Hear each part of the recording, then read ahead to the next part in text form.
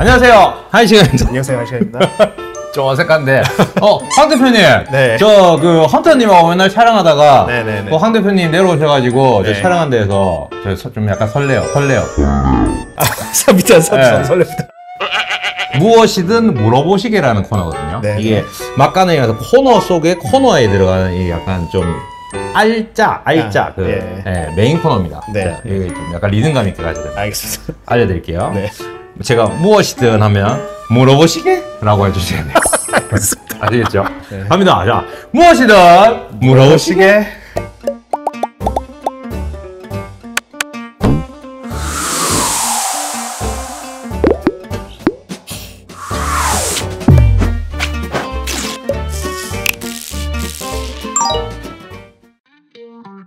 첫 번째 질문입니다. 네. 빈티지 시계란 정확하게 무엇인지 그거를 어떻게 이 사전에서 찾아야 되는 거 아닌가요? 커뮤니티에서도 명확한 답변이 없는 것 같아요. 그래서 아무래도 질문을 하신 것 같은데 네. 가볍게는 뭐 단순히 연식에 따라서 이제 구분을 하면서 이제 오래된 시계를 빈티지 시계라고 그냥 보시는 경우가 있기는 한데요. 그렇죠. 근데 이제 여기서도 어디서부터가 오래된 거고 네. 그 오래된 거 안에서도 뭐가 진짜 빈티지냐에 대해서는 이제 조금 더 깊이 파시는 분들은 굳이 구분을 좀 하시더라고요. 네네. 니오 빈티지라고 부르시는 분들이 계시더라고요. 니오 빈티지요? 예, 그러니까 완전 오래된 거는 아니고 네. 그렇다고 해서 이제 현행이나 모던이라고 하기에는 좀 애매한 시계들. 이거를 쉽게 설명드리기 위해서는 이제 데이저스트의 레퍼런스로 말씀드리기 제일 이해가 쉬우실 것 같은데 네. 당연히 현행이 이제 뭐 36mm 기준으로 126234 바로 직전이 1162334 그렇죠. 여기까지 뭐 모던이라고 부를 것 같아요. 50년대 60년대 나왔던 뭐 1601 네. 70년대 16014 네. 여기는 뭐 대부분 빈티지라고 동의를 하십니다. 이제 한 80년대 후반 전부터는 이제 빈티지라고 좀 부르는 것 같아요. 네. 네. 네. 여기서 근데 애매해지는 데가 이제 16234 이제 이게 80년대 후반부터 2000년대 초반까지 나왔던 요 때는 이걸 빈티지라고 하기에는 또 조금 오래된 것 같고 근데 아니 그 대표님하고 약간 이 얘기를 하니까 약간 그 백과사전하고 얘기하는 것 같아요. 이런 내용이 어떻게 다 공부하시는 거 아닙니까? 설명을 드리는 게 업이다 보니 헌터하고 다르다. 빈티지게 이제 이렇게 시대적으로 나누기도 하지만 네네네. 이제 대부분 오시면 오래된 시계면 빈티지라고 얘기하는데 네. 빈티지라는 말이 약간 그 값어치가 안에 내포가 되어야 빈티지라는 의미를 가질 수 있는 건지.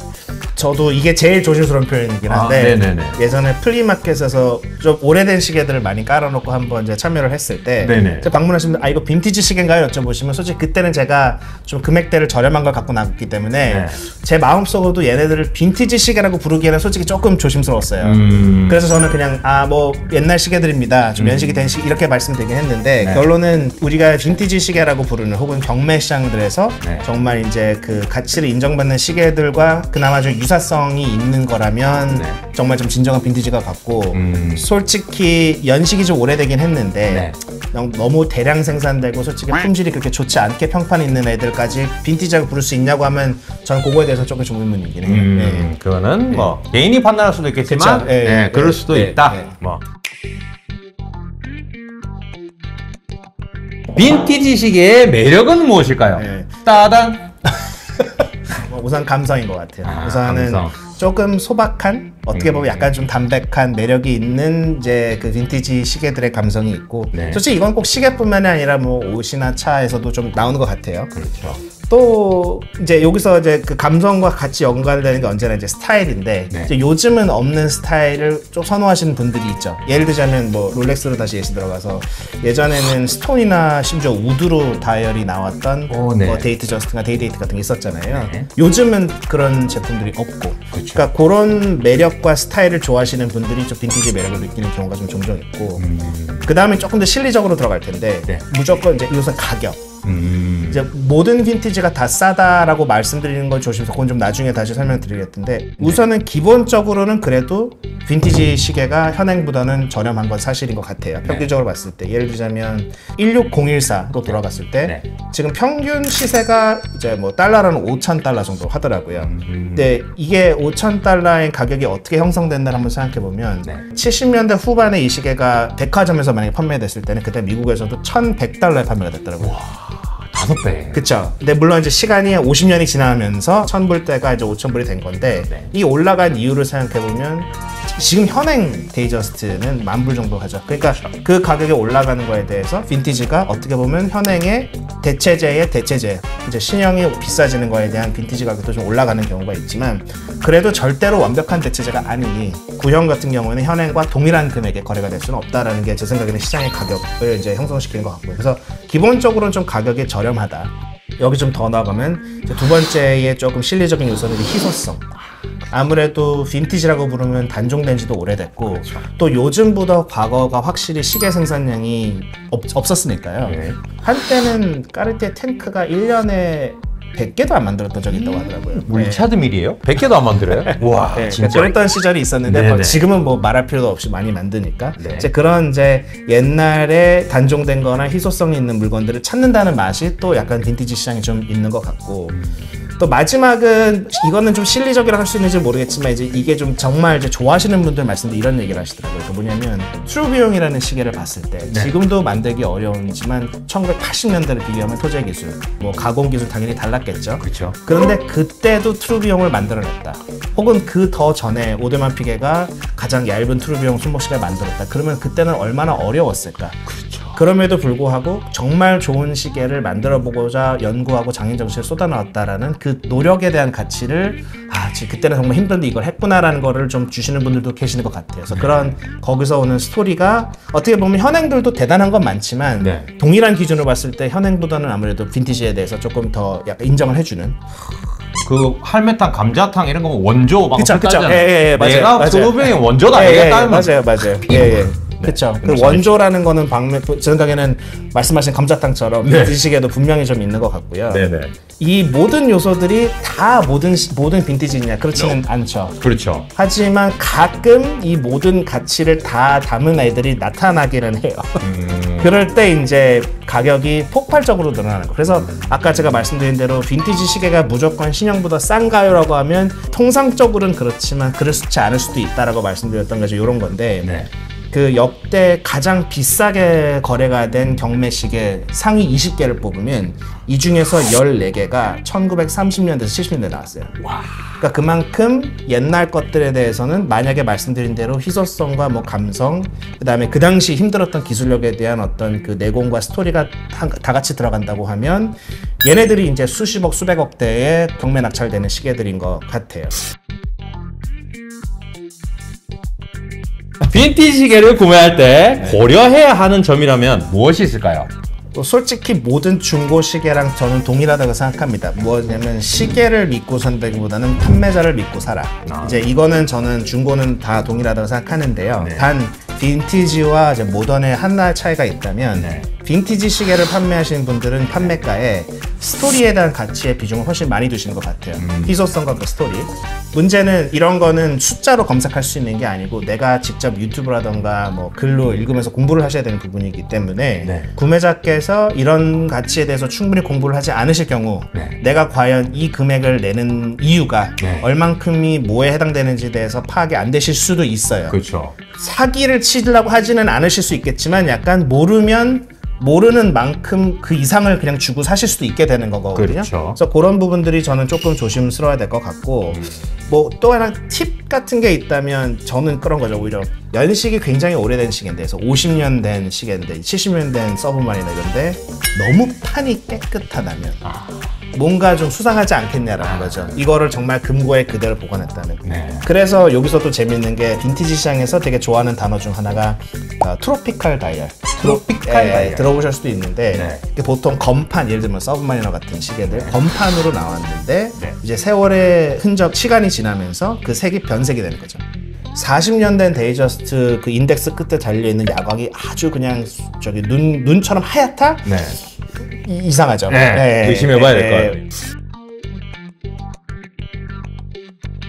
명품 브랜드 중에 어떤 브랜드가 빈티지로 인기가 많은지 요거 저 질문 남겨주셨네요. 이게 재밌는 게 솔직히 명품, 그러니까 현행 모던 시장에서 혹은 네. 신제품 시장에서 인기가 많은 브랜드들은 저는 빈티지에서도 비슷한 것 같아요. 네네. 네. 어느 정도 일맥상통하고. 왜냐하면 이게 재밌는 게 그 빈티지 때 유의미한 시계를 만들었다는 뜻은 시계 시장의 영향력을 긍정적인 영향이 있었고 혹은 바꿨고 그럼으로써 그들의 브랜드 가치가 높아짐으로써 지금도 점유율이 높아지는 그런 모습들이 있기 때문에 어느 정도 좀 일맥상통한 건 있는 것 같은데 제가 생각하기에 근데 빈티지랑 현행과 좀 괴리가 있다라고 떠오르는 브랜드가 좀 브렉이에요. 그러니까 브렉에는 근래 특히 최근 들어서 이제 다시 그 90년대랑 80년대 후반에 정말 메커니컬 시계 제2의 전성기, 제2의 르네상스라고 부르는 시절의 시계들을 요즘 경매 시장에서 더 많이 찾으시더라고요. 폴 주른 시계들 같은 경우도 비슷한 연대에 이제 나왔는데 이제 그런 것들이 경매 시장에서 막 이제 다음 100만 달러 대 시계들이 이제 거기서 나오기 시작하다가 보니까 그러면서 자연스럽게 브레게의 빈티지 모델들도 가격이 올라가거나 굉장히 관심 많이 받는데 문제는 이제 백화점 부티크에서는 브레게에 대한 분위기가 조금 그렇지는 않죠. 그렇죠. 아직은 그렇지는 않죠. 그렇죠. 그래서 그게 약간 브레게는 좀 차이가 있는 것 같지만 그 외에는 제 생각에는 뭐 좀 비슷한 것 같아요, 솔직히. 같이 흘러가는 것 같다. 처음 수집을 시작할 때 추천할 만한 빈티지 시계. 처음 수집을 시작한다는 거는 금액대나 이런 걸로 봤을 때 부담이 너무 있지 않은 그런 걸로 물어보신 것 같은데 어떨까요?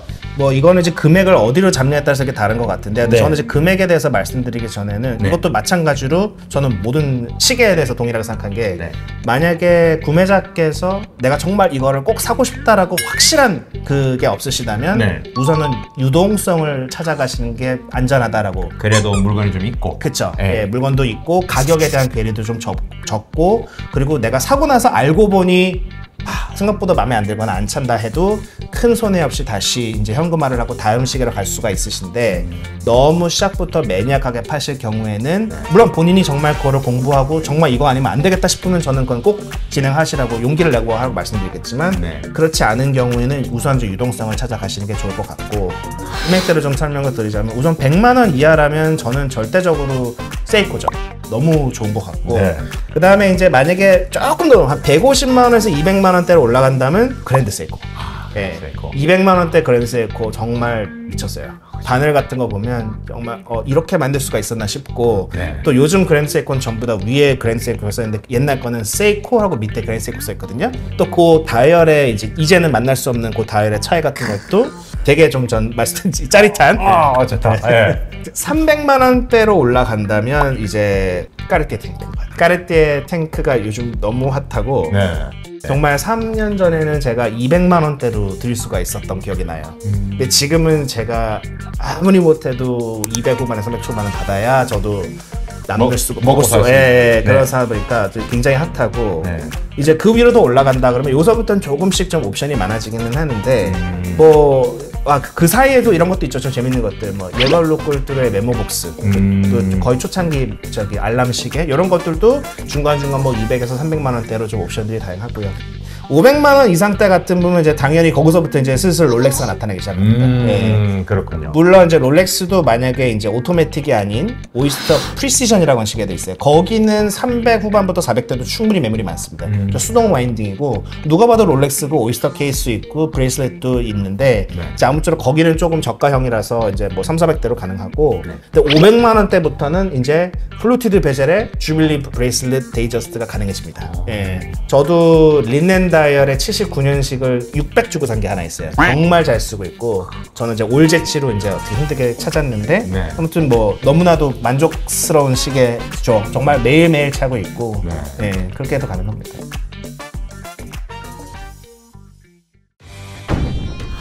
오토매틱 무브먼트, 뭐 데이트 창 정도 있는 거는 솔직히 우리나라 사설 업체들이 굉장히 잘해주세요. 저는 근데 궁금한 게 이거의 제일 어려운 점은 부품이 없어. 그러니까 이것도 마찬가지로 다시 이제 숨어 있는 명작 중 하나가 저는 이제 제가 진짜 그냥 최면에 걸린 것처럼 너무 좋아가지고